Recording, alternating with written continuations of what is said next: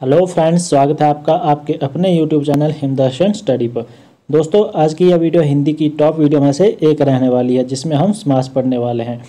इस वीडियो में हम समास को पहचानने के कुछ ट्रिकी मेथड को डिस्कस करने वाले हैं। और फ्रेंड्स, आप सभी को पता है कि हर एग्ज़ाम में समास से रिलेटेड 2-3 क्वेश्चन जरूर पूछे जाते हैं। तो फ्रेंड्स, समास को डिटेल में पढ़ने के बाद हम वीडियो के अंत में 10 प्रश्न को डिस्कस करेंगे। तो चलिए बिना किसी देरी के वीडियो को शुरू करते हैं। समास की परिभाषा क्या है? तो समास जो है वो संक्षिप्तीकरण को समास कहते हैं और 2 या 2 से अधिक शब्दों का परस्पर संबंध बताने वाले शब्दों को या शब्द को समास कहते हैं। अच्छा, यहाँ पर बहुत से बच्चे कंफ्यूज होते हैं, जैसे 2 या 2 से अधिक शब्द जुड़कर जो है वो समास बनाते हैं। और संधि जो है वो 2 या 2 से अधिक वर्णों के मेल से बनती है।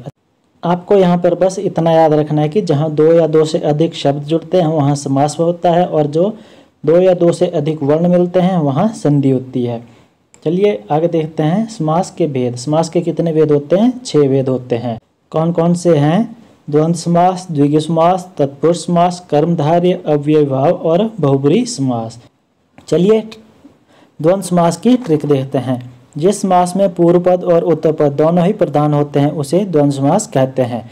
जैसे पहली ट्रिक है, द्वंद्व समास में अधिकतम योजक चिन्ह का लोप होता है। दूसरी ट्रिक है, द्वंद्व समास में और विभक्ति का लोप होता है। जहाँ द्वंद्व समास होगा वहाँ और विभक्ति का लोप हो जाएगा। जैसे माता पिता, माता और पिता, राम कृष्ण, राम और कृष्ण, भाई बहन, भाई और बहन, पाप पुण्य, पाप और पुण्य, सुख दुख, सुख और दुख। अच्छा, यहाँ पर ध्यान दीजिए कि माता पिता में जो योजक चिन्ह लगा हुआ है और इसमें और विभक्ति दी हुई है, माता और पिता। राम कृष्ण इसमें भी योजक चिन्ह दिया हुआ, भाई बहन इसमें भी योजक चिन्ह दिया गया है, और भाई और बहन जो है इसमें और विभक्ति लगी हुई है। तो यहाँ पर जो होगा वो आपका द्वंद्व समास होगा। अच्छा, आपने एक और बात ध्यान में रखनी है कि जहाँ पर योजक चिन्ह दिया गया होगा वह हर एक समास जो है वो द्वंद्व समास नहीं होगा।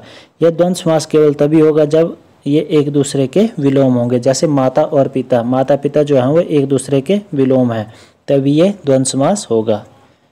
अगला देखते हैं द्विगु समास।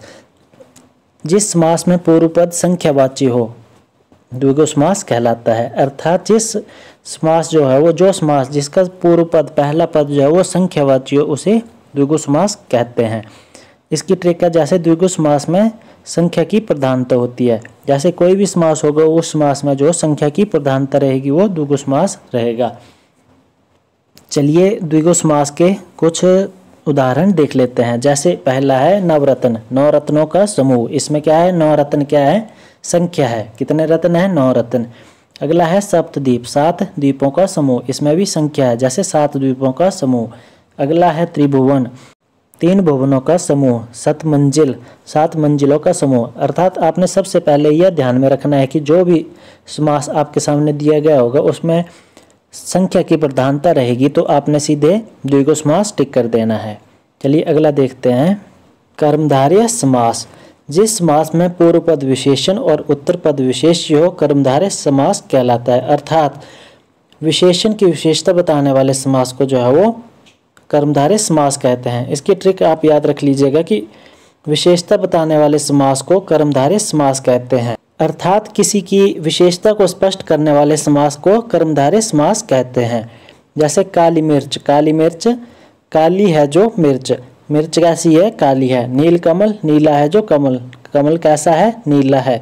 पीताम्बर, पीला है जो अंबर, अर्थात कैसा है अंबर? पीला है। चंद्रमुखी, चंद्र के समान मुख वाले। इसमें आपने ध्यान रखना है कि कई बार एग्जामिनर जो है वो इस तरह से क्वेश्चन पूछ लेता है कि विशेषण की विशेषता बताने वाले समास को क्या कहते हैं या कौन सा समास कहते हैं। तो इसका जो होगा कर्मधारय समास होगा। चलिए अगला देखते हैं अव्ययीभाव समास। जिस समास में पूर्व पद अव्यय हो अव्ययीभाव समास कहलाता है। आपने इसमें एक ट्रिक याद रख लेने की, प्रत्येक उपसर्ग वाला शब्द अव्ययीभाव समास कहलाता है। जैसे यथास्थान, स्थान के अनुसार, आजीवन, जीवन भर। इसमें यथा क्या है? यथास्थान में यथा जो है वो उपसर्ग है, आजीवन में आ उपसर्ग है। और प्रतिदिन, प्रत्येक दिन, यथा समय, यह समय के अनुसार। प्रतिदिन में जो है प्रति उपसर्ग है और यथा समय में यथा उपसर्ग है। अच्छा, यहाँ देखिए रात रात और दिन दिन। ये अव्ययीभाव समास है। हमने आपको पीछे बताया था कि द्वंद्व समास जो होता है वो वहाँ योजक चिन्ह लगा होता है, परंतु वहाँ पर हमने बताया था कि जहाँ पर योजक चिन्ह लगा होगा वो हर एक समास जो है वो द्वंद्व समास नहीं होगा। तो यहाँ देखिए रात रात, ये एक दूसरे के पूरक हैं, दिन दिन एक दूसरे के पूरक हैं, तो ये अव्ययीभाव समास होगा। अच्छा, आपने बस इतना याद रखना है कि जहाँ पर योजक चिन्ह लगा होगा और एक दूसरे के विलोम होंगे वहाँ पर द्वंद्व समास होगा, और जहाँ पर योजक चिन्ह तो लगा होगा परंतु शब्द जो है वो एक दूसरे के पूरक होंगे, एक समान होंगे, वहाँ अव्ययीभाव समास लगा देना है। अगला है बहुब्रीहि समास। जिस समास में दोनों पदों के माध्यम से एक विशेष तीसरे अर्थ का बोध होता है उसे बहुब्रीहि समास कहते हैं। अर्थात दोनों पद मिलकर जो हो किसी तीसरे की विशेषता प्रकट करते हैं उसे बहुब्रीहि समास कहते हैं। जैसे दशानन, 10 मुख हैं जिनके, अर्थात रावण। नीलकंठ, नीलाकंठ है जिसका अर्थात शिव जी। लंबोदर, लंबा उदर है जिसका अर्थात गणेश जी। और चौथा है गिरिधर, गिरि को धारण करने वाले अर्थात श्री कृष्ण जी। अर्थात आपने सबसे पहले ये बात ध्यान में रखनी कि बहुब्रीहि समास उसको कहते हैं जिसमें 2 पद मिलकर किसी तीसरे का बोध कराते हैं। अगला है तत्पुरुष समास। जिस समास में पूर्व पद गौण तथा उत्तर पद प्रधान हो तत्पुरुष समास कहलाता है। तत्पुरुष समास के जो वो 6 भेद होते हैं: कर्म तत्पुरुष, कर्ण तत्पुरुष, संप्रदान तत्पुरुष, अपादान और संबंध और अधिकरण तत्पुरुष। तो चलिए फ्रेंड्स देखते हैं प्रश्नों को। पहला प्रश्न है, किस समास में शब्दों के मध्य में संयोजक शब्द का लोप होता है? तो इसका सही आंसर होगा ऑप्शन सी, द्वंद्व समास। अगला प्रश्न है, पूर्व पद संख्यावाची शब्द है तो ये कौन सा होगा? अव्ययीभाव, द्वंद्व, कर्मधारय या फिर द्विगु? तो इसका सही आंसर होगा ऑप्शन डी, द्विगु समास। आपको बताया कि जिस समास में जो है वो संख्या का बोध होगा वो द्विगु समास कहलाएगा। चलिए अगला प्रश्न देखते हैं। जन्मांत शब्द है कर्मधारय, तत्पुरुष, बहुब्रीहि या फिर द्विगु? तो इसका सही आंसर होगा ऑप्शन बी, तत्पुरुष समास। अगला प्रश्न है, यथास्थान समासिक शब्द का विग्रह होगा। यथा और स्थान, यथा स्थान के अनुसार, यथा का स्थान, स्थान का यथा। तो इसका सही होगा स्थान के अनुसार, ऑप्शन बी इसका सही आंसर है। अगला प्रश्न है, जिस समास में दोनों पदों के माध्यम से एक विशेष तीसरे अर्थ का बोध होता है उसे क्या कहते हैं? तो इसका सही आंसर होगा ऑप्शन डी, बहुब्रीहि। आपको पीछे बताया कि जिन 2 पदों के माध्यम से किसी एक तीसरे विशेष का बोध होता है उसे बहुब्रीहि समास कहते हैं। अगला प्रश्न है, सप्तदिश समासिक शब्द का विग्रह क्या होगा? तो इसका सही आंसर होगा ऑप्शन बी, 7 दीपों का समूह। अगला प्रश्न है, दशानन में समास है। दशानन में कौन सा समास है? तो इसका ऑप्शन बी सही आंसर होगा, बहुब्रीहि। 10 है जिनके आनन, अर्थात 10 रावण। इसका सही आंसर होगा ऑप्शन बी, बहुब्रीहि समास। अगला प्रश्न है, लातों लात में कौन सा समास है? तो इसका सही आंसर होगा ऑप्शन डी, अव्ययीभाव समास।